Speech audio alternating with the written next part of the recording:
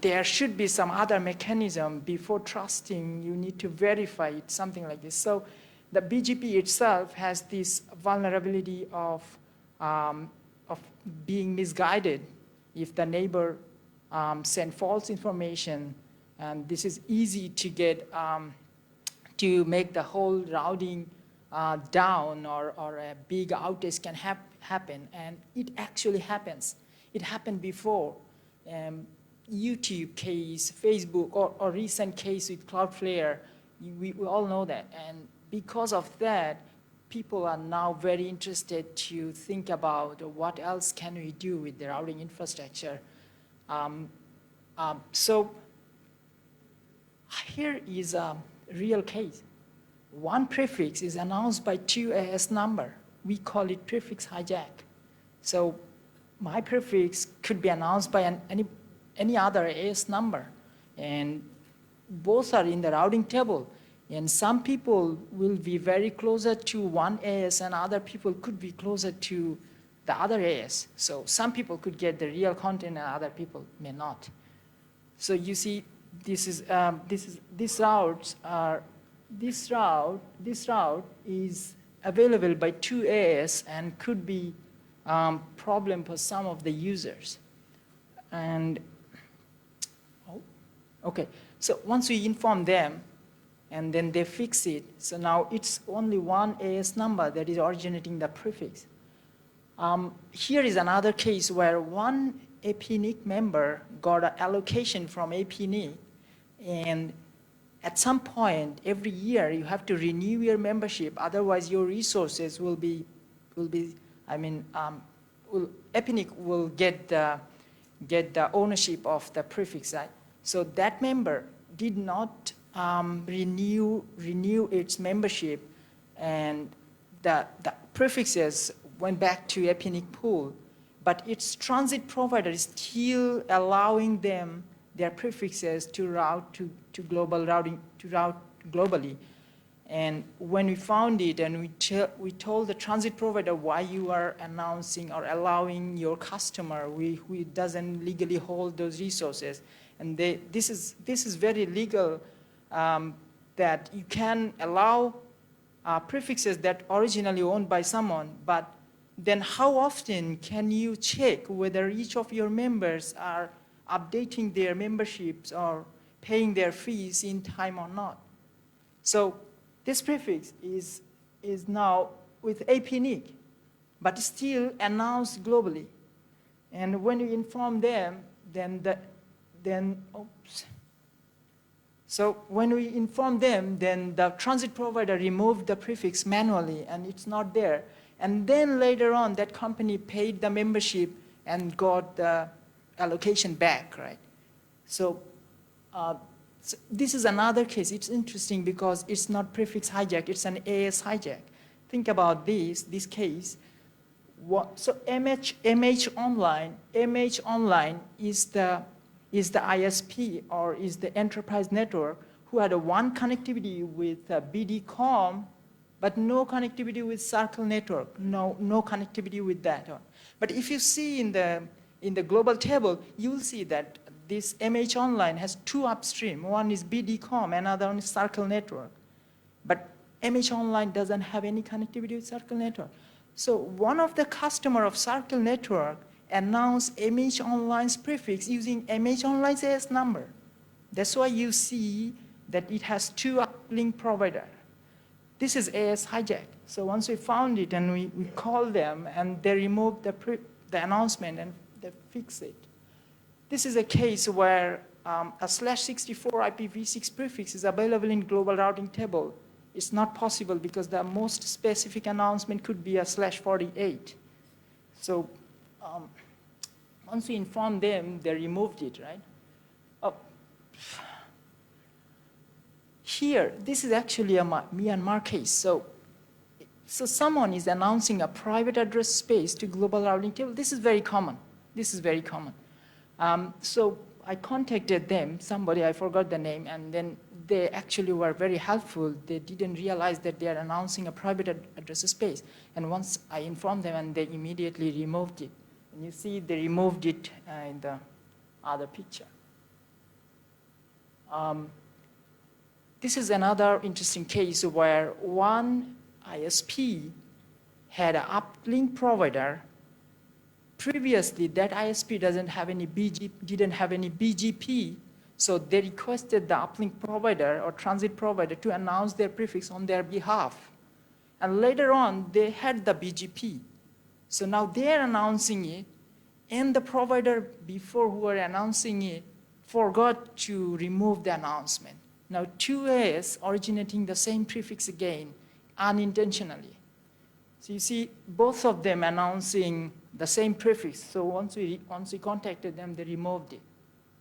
Now you see only one of the AS is announcing it.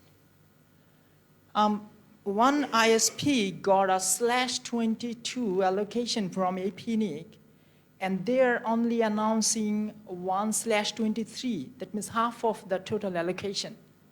Now, if I'm an opportunist, I will use the other half and announce it in the global table because no one is claiming it, right? No one is claiming it until, so you bought a land and you were using half of it and the other half you never ever touch it. So somebody is start living there. And at some point you may claim it and he will give it away, no problem. But until then, he can use it, right? For any purpose. That could be bad, that could be good.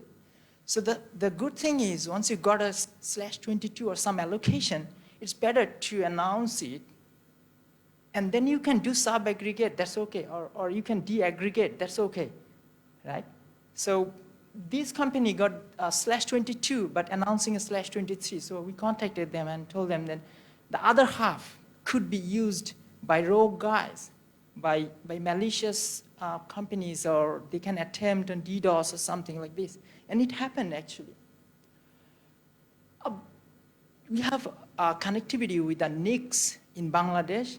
So our AS number is, so we are announcing our prefix to the NICs, and someone else with AS, you see here, with AS 137515, they announced our prefix in the NICs, and for about 1 hour, the website hosted on that IP address was unavailable for some of the users. That took some time to figure out. And these are some of the cases that I showed you here to make you understand that internet routing table is easily compromised. You can easily compromise internet routing table. Intentionally or unintentionally, doesn't matter, it will cost you, right? So when we contact this issue, with these issues, there are funny answers. We can't accept it, but it's real. It's common in some other countries as well, maybe in Myanmar as well. So how can we ensure we can manually ensure this? These are manual cases. We have to figure out manually. Is it possible for us to check all the global routing tables or our country's routes and figure out each and every case? It's quite impossible. What is the solution for that? One could be the RPKI. And what is the RPKI? RPKI is actually basically two things. One is route origin authorization, or ROA, and the other one is route origin validation. So what is the ROA? ROA is a digital object. So what happens with ROA is you have your prefix and your AS number. You are certifying that this prefix can only be originated by a valid AS number, which is this one. Now you create a digital signature and sign your resources. Now you have the signatures stored in a cache, and your router is receiving global routing announcement through BGP. Now your router can check with the signature or where you stored it. There basically one information is there, which IP, which AS is designated to originate this prefix. Now BGP has also similar information in AS path. So you can now match, and if there is any mismatch, you can say that this is not valid. And if there is a match, you can say this is valid. And if you don't find the signature, you can say it's unknown or not found. So this first thing is the route origin authorization, or ROA. You can create it using your portal, your RIR portal. In our case, it's my APNIC portal. You can go there, you can log in, and then you can sign your valid prefixes. You can create the ROAs. The other one is validating ROA. So validation, like I said in the example, that you can cache the ROAs or digital object, and you can match it with your received announcement from your neighbors, and then you can figure out which prefixes are not valid and which are valid. So in this case, you see we are validating, so I can see whether this is valid or invalid or not found.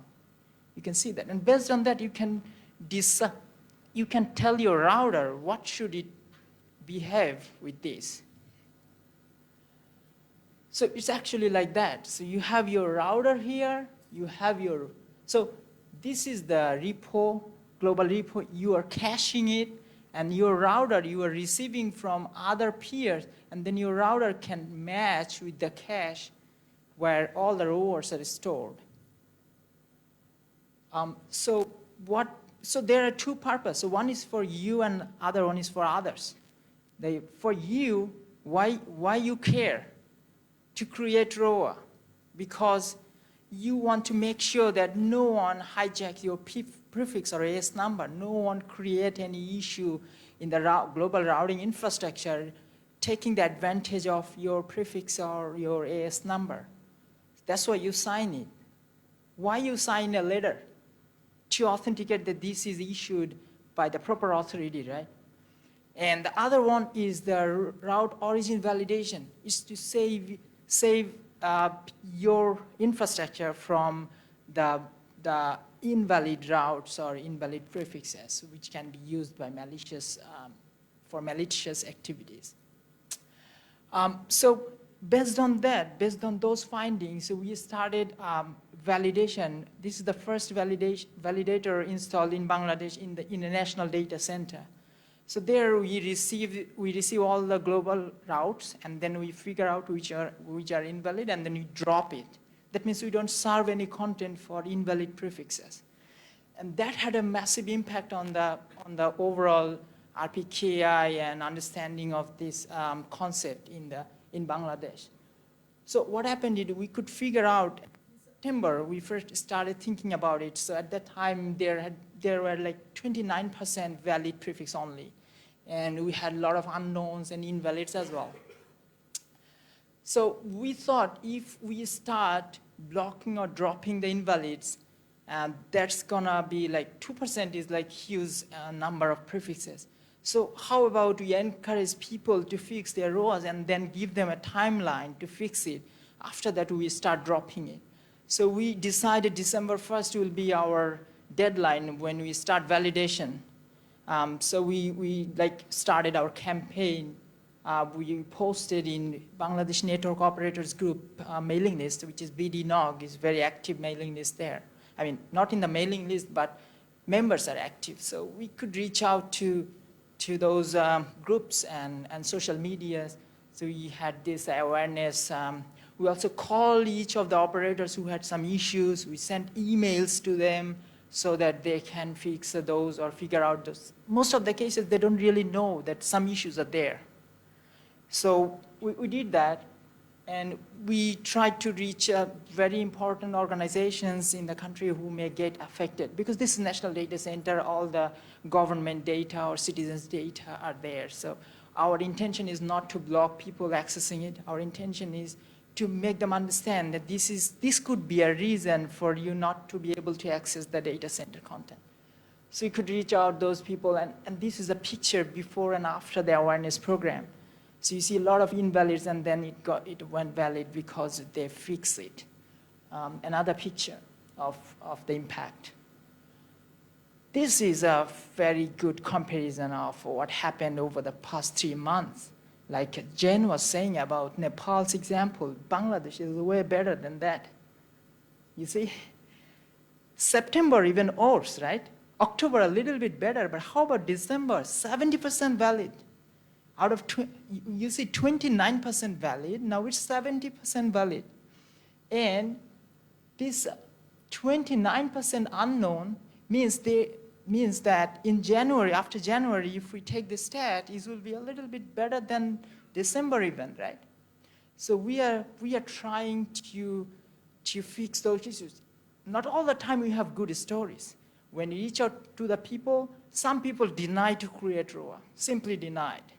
So we tried to call them 3-4 times, and at some point they become very, how can I say it? They don't like us to call them anymore.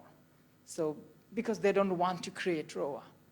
But most of the time, the operators, the network engineers are very helpful. They have amazing responses. They called us in the midnight. I'm now available. Can you help me fixing the ROA? So they are very supportive, and they were really, they had the intention to fix their issues. Now, you see, September, we had around 1,315 ROAs, and then in January 8, it's like 3 times or maybe 2.5 times. So there is a sharp increase in terms of signing the prefixes. For IPv6, similar case. And this is actually in the South Asian countries, including Myanmar, because I've been reaching to those. I'm not sure if anyone gets my email last month here, because I have sent emails to Myanmar organization who had issues with their ROAs. Doing the same thing for the other countries. Nepal is one of them. And Nepal were very supportive. Last month we had the NP-NOG there, and during the event, on that day, we could fix around 16, 17 organizations, and they were very supportive. So these statistics and this activity is actually helping the global routing security, right? We are contributing to the global routing security. So on December 1st, we started dropping the invalids. And that time, we got a lot of calls from operators who are facing a problem accessing the data center content. Then we have a clear guideline for them. So we told them, first check whether your prefixes have invalid ROAs or not. If you have invalids, that's the problem. That's the only problem. So that also have a big impact, because as soon as they got the impact, they had to fix it immediately. So on that day, like lot of prefixes got signed on the single day. Then after that, some organizations reach out to us. They want to do validation as well. So these are some of the organizations who showed their interest to do validation in recent days. Now, how about South Asia? Like I said, we had a lot of effort in South Asian region because of my project with Mozilla Foundation. So in South Asia, we have a slowly, gradually we are improving, but not many big changes in terms of the whole South Asian region's RPKI. However, you see it's getting better day by day.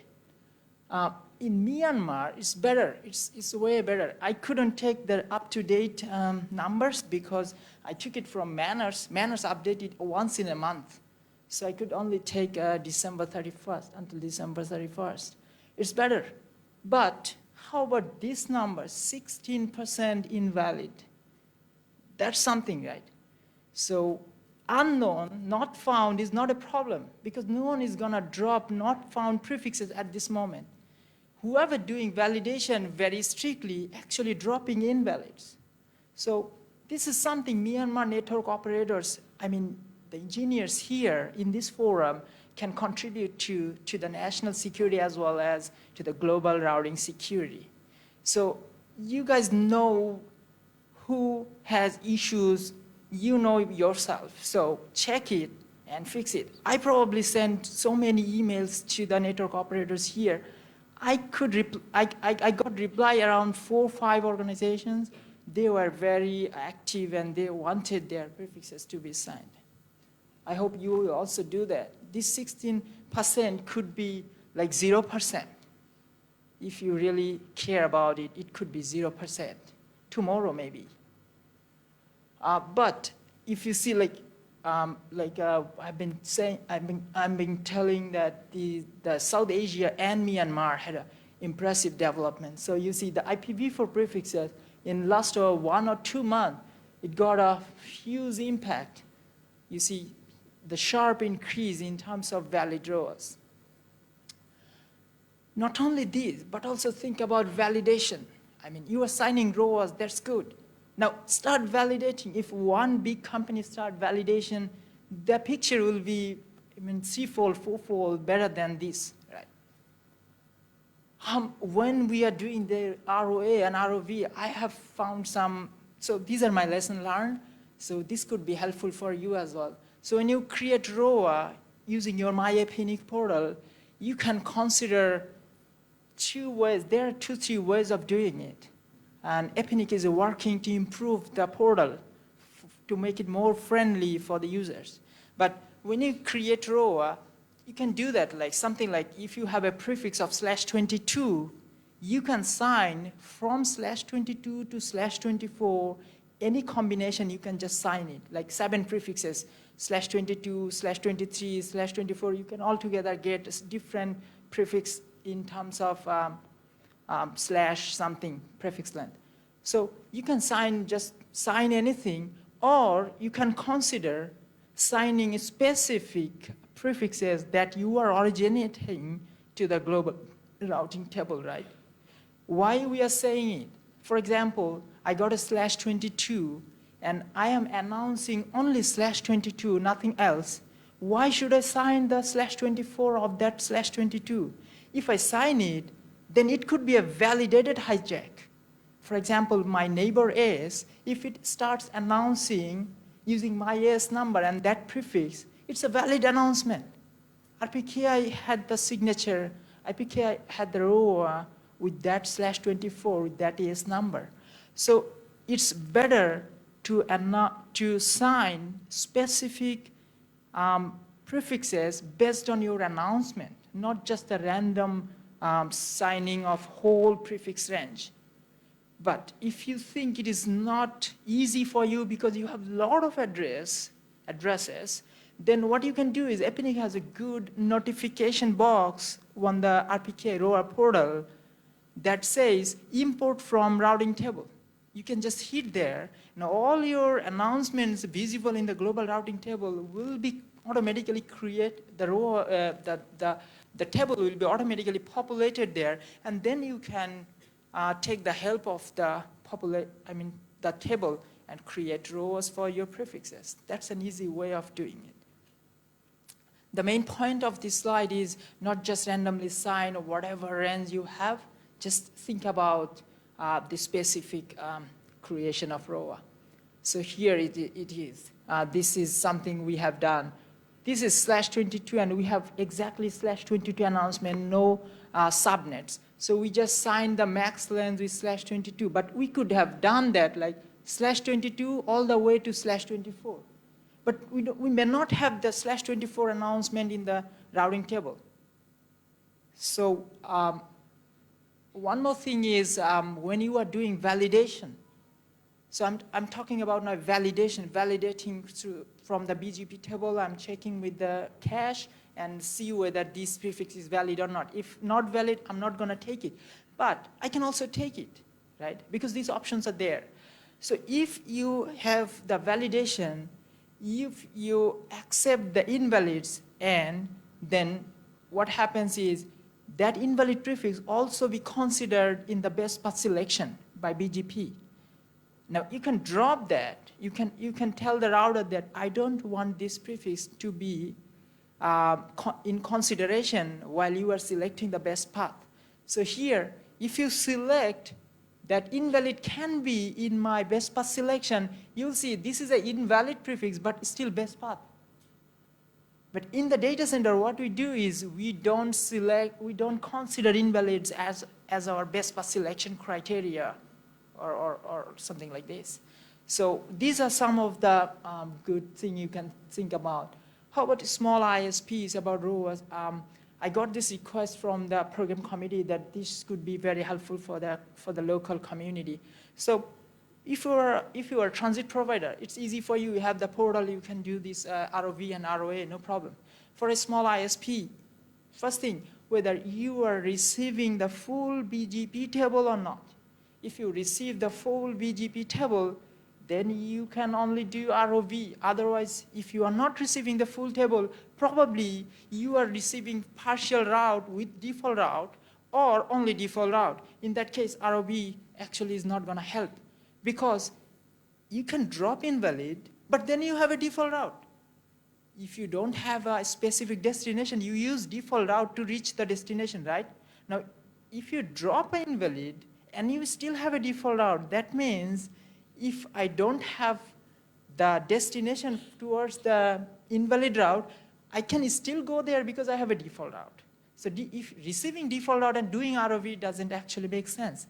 So for a small ISP, if you don't have this opportunity, you can ask your transit provider to do this on behalf of you.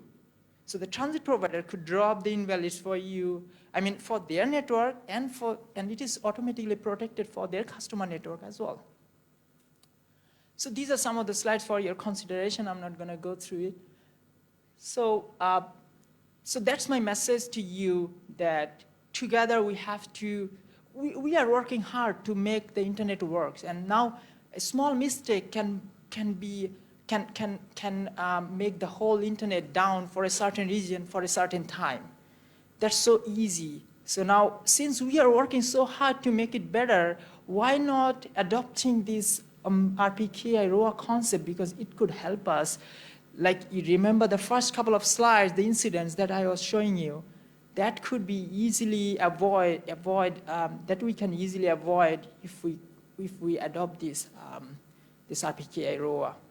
I think you will start working with it, and if you want to see what happened to your AS number, you can just check from Hurricane Electric's database, the portal, or you can have a command line command for your terminal, and you can figure out whether this is a problem or not. I'm here till tomorrow and probably day after tomorrow as well, and like Jen is here as well. If you have any question about your prefixes or your current condition with RPKI ROA deployment, maybe we can help you with this. Thank you so much for listening. It's break time, I know. If you have any question, I'll be happy to answer now or maybe later as well. Thank you.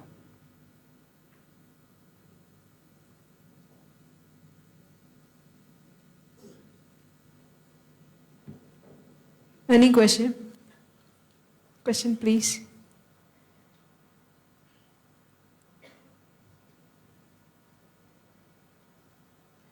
Wow. Question, please.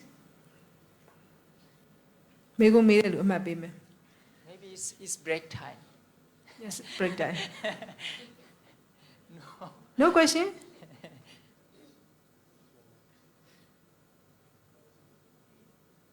Yeah, we can chat later as well. Yes, he will be around here. If you need more questions, you can ask, but we will not give marks. If you ask now, we'll give marks for you. So thank you so much. A very impressive presentation, also including more information. So we'll give the present.